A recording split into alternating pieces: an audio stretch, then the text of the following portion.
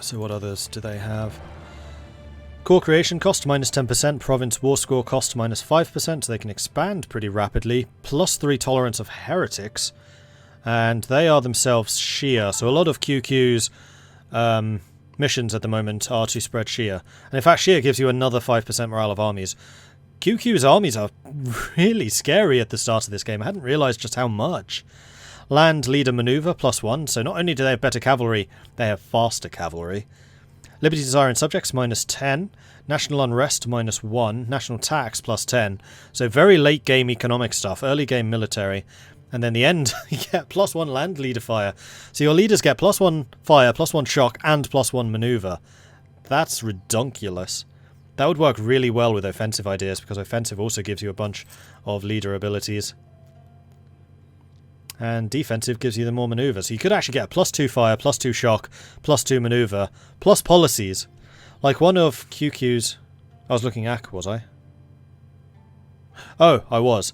So it's Akunulu that gets morale. Karakanulu gets the shock instead of morale. And national land... Okay, and then manpower modifier. Fair enough.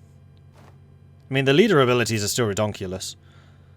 Shock, fire, and maneuver, and you can get plus 2 in each of those, and then more with policies. Because one of QQ's starting missions, which I actually removed, which I'll explain in a minute, was to get a leader, was to get plus 3 leader shock as a modifier. But I've gone through and removed all of those internal things because it's very difficult for external powers to meddle with that. So the goals are supposed to encourage diplomacy, to encourage conquest, and generally just encourage player interaction with each other. And having something like have plus 3 shock, there is absolutely no player interaction there. That's an entirely internal one. Same thing with Brandenburg. Brandenburg used to have a infantry combat ability and discipline. They had to get like plus 50 infantry combat and plus 190 discipline or something like that, which is possible. And then Poland was to get the same but with cavalry combat, but I removed all of those because no player interaction. So Muscovy is going after Novgorod. I was kind of wondering if Denmark was going to try and save Novgorod. Doesn't look like that's been the case. I do also wonder if Sweden has been given their independence yet. Because one of Sweden's goals is actually to be independent. And some other stuff. It's not just to become independent. That would be a little bit too easy. Probably.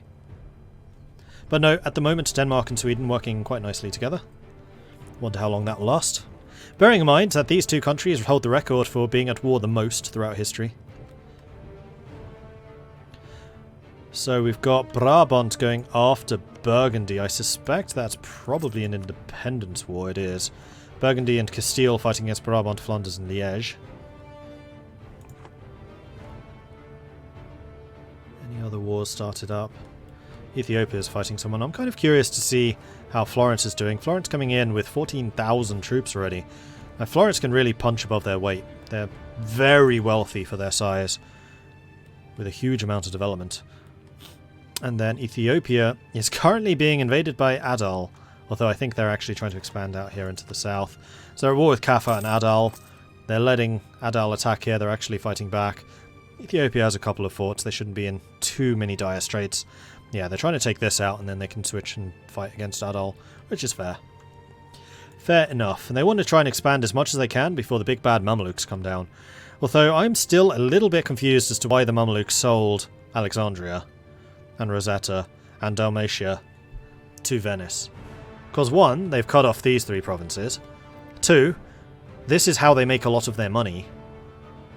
It's just a bit confusing. Mamelukes are not here today though, so we can't ask him. Just arrived, how much have you missed? You've missed the death of Hamburg and the rise of the Knights. That's it, really.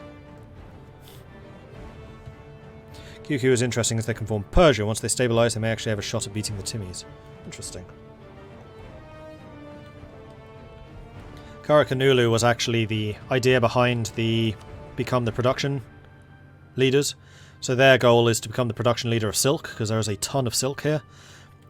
Which is also what spawned the idea of having Bohemia becoming the production leader of glass. Because there's quite a lot of glass around here, but they definitely need to expand it, and again, it's something that encourages player interaction.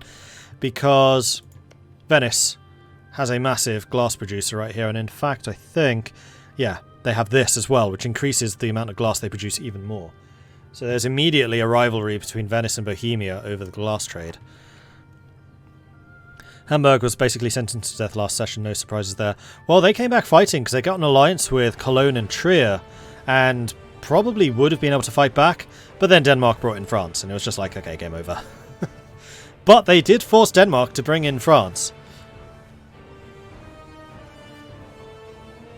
That was a dumb move. On top of the trade centre, Alexandria spices. Yeah, I really question this.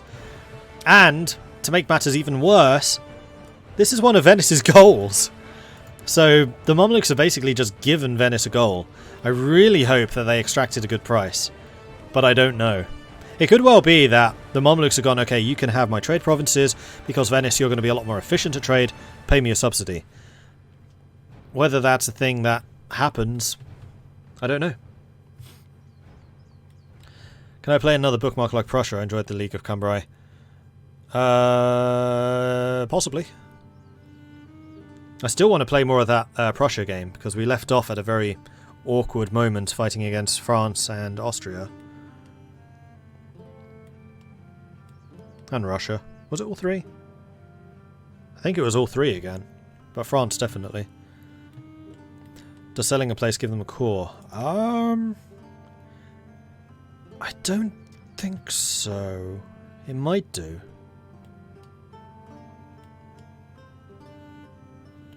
I suspect that was done to buy it back, but then you changed the rules, so who knows what will happen. Possibly, and that is actually why I changed the rules, because I didn't want to encourage that kind of play. Because otherwise you're just going to have people constantly flipping the provinces that they require between each other. Which was not intended.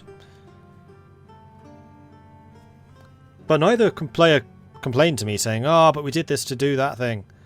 So I don't know. I mean, it's absolutely in Venice's interest to keep this. Because Venice is going to be very reliant on trade from the east, because nothing from the west goes into Venice. It goes into Genoa instead. Which is why Genoa is the much more powerful trade route, or trade node, later in the game. Venice starts stronger, but then Genoa takes over once trade with America starts kicking in. It's a march. It is a French vassal.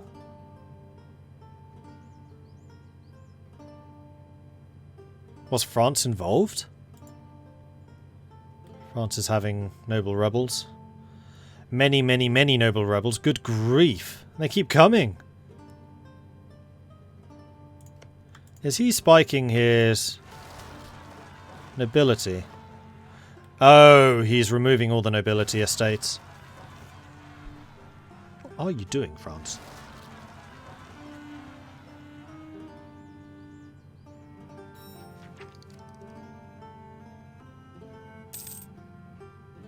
Is he trying to change his government or something?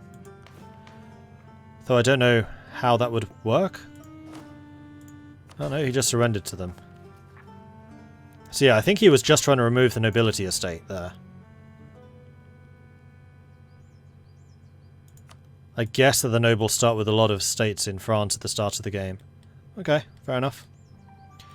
How's England doing? Still have not taken... Oh, no, the reason that Scotland owns Ireland is because Scotland's a vassal. So England's just feeding all of this stuff to Scotland so they pay the coring costs. So no, Scotland is not back in the game. That's all English. I just realised what was happening there. Denmark dealing with a couple of rebels in Estonia at the moment. Muscovy having gobbled up another big chunk of Novgorod. Sweden's going to be watching this with a little concern. And Sweden's goals are also to go after Muscovy. In fact, I think I'm going to bring up my list on my laptop, so I'm not constantly alt-tabbing. Open that. And then that. And then goals.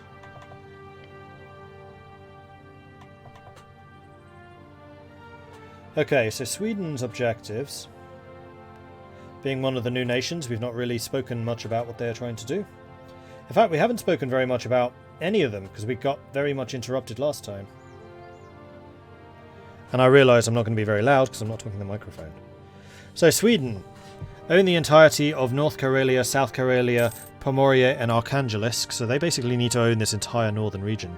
So if we switch over to the regional, the area node, we can see Pomoria, North Karelia, South Karelia and Archangel, so they need to own all 4 of those over here, which currently Muscovy owns a big chunk of.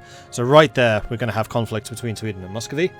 They need to be independent and own the Skåneland area.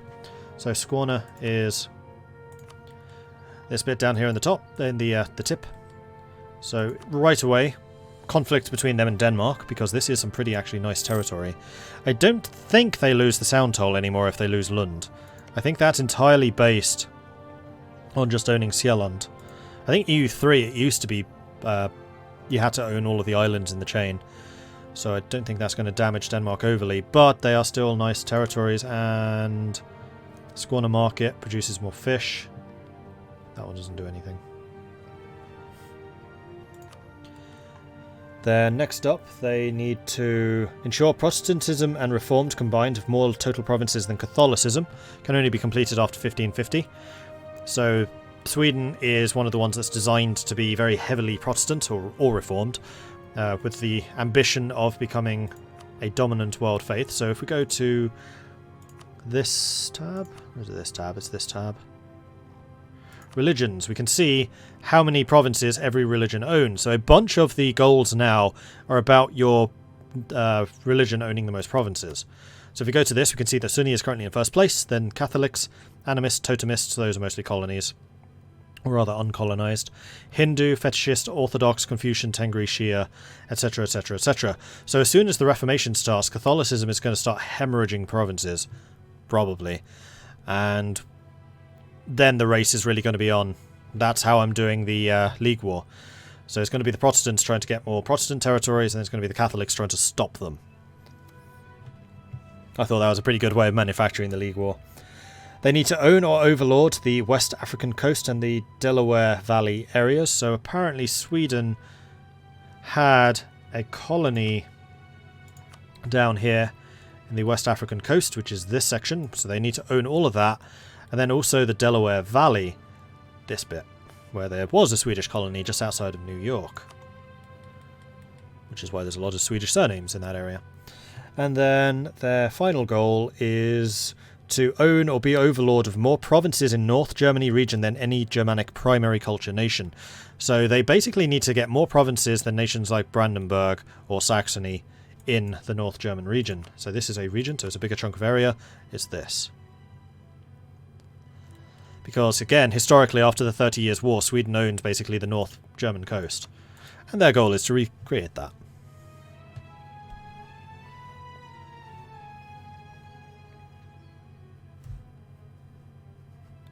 They also had a colony in the Caribbean they bought from France. Yeah, I don't want to make them do too many colonial things, because Sweden's not normally like a massively colonial nation, but I think those two are enough. Swedesboro is closer to Philadelphia than New York. I live right by it. Oh, okay, fair enough. I just knew it was near New York. That's where my limited history of Swedish colonialism comes in. I don't even know why I know that. I think it's because that area used to be Dutch, and then the Swedes moved in next door, and then the Dutch sold New York to England. Because New York used to be New Amsterdam. And yeah, the Swedes were like their neighbours at the time. So, how is Burgundy doing? I know Burgundy's not a player anymore. They're at war with England. England's trying to take over some territory, I suspect. What's the English thing here? The English humiliation of Burgundy. And then we have the other Dutch miners and Belgian miners trying to become independent. Which is fair enough. So, France, have you gone off to Brittany yet? Brittany is allied only with Helra. I'm a little bit surprised that you're still independent. Because Helra is 2-province minor. I mean, it is the mighty Gelderland. Never dismiss Gelderland. We have seen in the previous game as the Netherlands just what they can achieve. Including, what was it, like 10,000 ducats a month income. Which was very nice. Denmark also was pretty colonial in the Caribbean and India. They went bankrupt and sold them all, if I remember correctly. Yeah, Denmark was one of the big four powers in India. Denmark, England, Portugal and France all had trading charters in India, like East India Trading Company. Which is why when we did the Indian Thunderdome game, one of the first nations that exiled players from India could adopt was England, France, Denmark and Portugal. Because the idea there is everyone was playing in India, so it's kind of like this, but in India. And then if you were kicked out of India, if your nation was defeated, you would be moved to Europe with the intention of moving back into India and then colonizing it.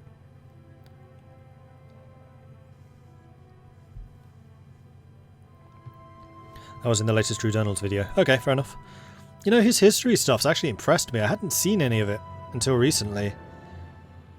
I don't remember which one it was, but I did see one of his history videos. It was really good.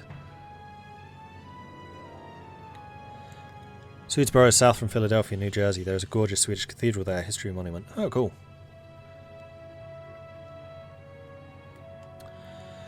Right, so I would say that this is still a very good opportunity to talk about some more of the goals.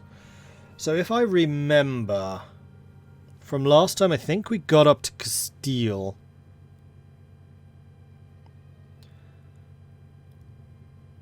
We talked about Bohemia.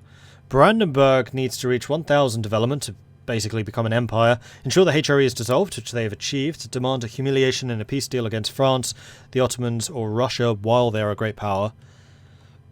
So who are the great powers? This is another big question. France, the Ottomans, Poland, Timurids, Muscovy, England and Denmark.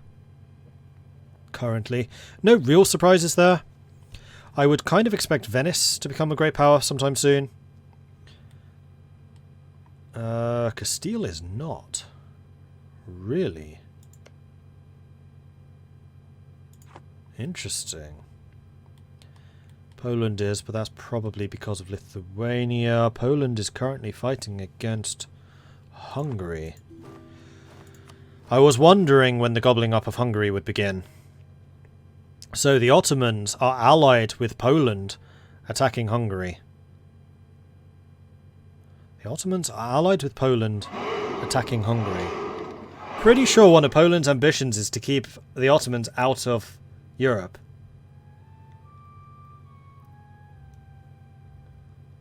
Actually, no, it's not. Own East and West Prussia area, have a border with Ming, and the entirety of the Baltic, Ruthenia, and the Pontic Steppe, which is towards Russia, become the #1 great power and become defender of the Catholic faith. So no, it was just Hungary that needed to keep the Ottomans out of Europe. So this alliance could actually be pretty potent and very, very dangerous to the Germans.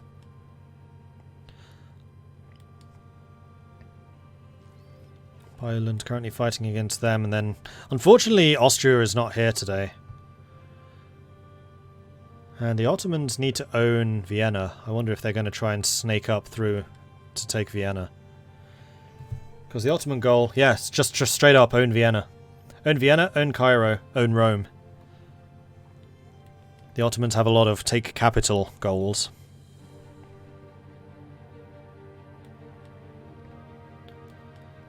Interesting alliance between these two, though. I wonder how these guys feel about that.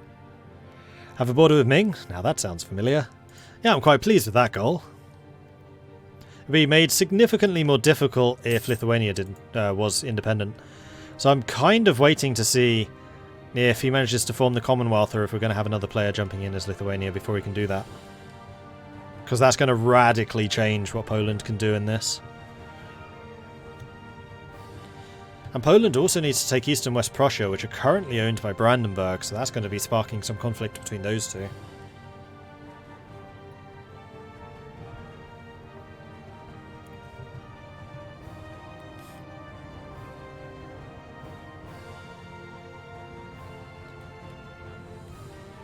How are the Ottoman armies looking? 13,000 manpower. They don't have a huge amount of manpower at the moment, but they do have a very large army, 46,000. Wouldn't be surprised if that's the largest military in the world outside of Ming. And I would in fact be correct. Even France is 16,000 men behind.